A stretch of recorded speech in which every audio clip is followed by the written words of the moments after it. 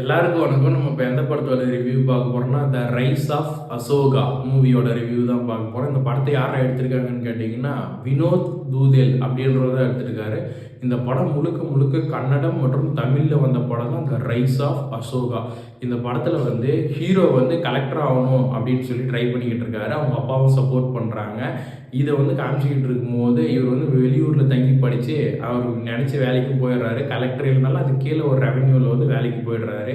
அதுக்கப்புறம் வந்து அந்த ஊரில் வந்து ஒருத்தன் நாட்டாமன்னு ஒரு நாய்க்கிறான். அவன் வந்து அவன் சொல்கிறது தான் சட்டம்னு சொல்லிட்டு மக்களுக்கு வந்து எது எது நல்லது இருக்கணுமோ அதெல்லாம் கெட்டதாகவும், எது எது கெட்டதாக இருக்கணுமோ அதை வந்து ஒரு நல்லதாக சொல்லி காமிச்சிக்கிட்டு அவன் அழியிறான். அது வந்து ஒரு நாள் தட்டி கேட்க போகும்போது இவங்க அப்பாவையும் வந்து கொண்டுடுன்னு சொல்லி மிரட்டுறான். அவங்க சொந்தக்காரங்களையும் சொல்லி ஒருத்தனை வந்து கொண்டுடுறான். இதில் வந்து இவ்வளோ பிரச்சனை போக நம்மளுடைய ஹீரோ வந்து நம்மளுடைய காந்தாரா 1ல் வந்து நடித்தாங்க பார்த்தீங்களா, அந்த ஹீரோயினை போட்டு ஒரு லவ்ஸ் வந்து சரியானதாக போய்கிட்டு இருக்குது. ரொம்ப ரொம்ப சூப்பராக இருக்குதுங்க. படம் வந்து லாஸ்ட்டாக வந்து என்ன நடக்குதுன்னா, இந்த ஊரில் வந்து இவன் வந்து சரியான நாட்டாமன்னு சொல்லிட்டு எல்லாரும் மக்களை வந்து தப்பாக நடத்திக்கிட்டு இருக்கான். இதை வந்து எதிர்த்து நான் கேட்குவேன்னு சொல்லிட்டு ஒரு பொது பணியை வந்து செய்யணும்னு சொல்லி ட்ரை பண்ணுறாரு. அதில் வந்து இவருக்கு ஃபெயிலியராக போதா நல்லதாக இருக்குதான்னு சொல்லி செகண்ட் ஹாஃப் நடக்குது. உண்மையாக சொல்லலாம் படம் வந்து ஒரு புரியாத புதிராக தான் போகுது.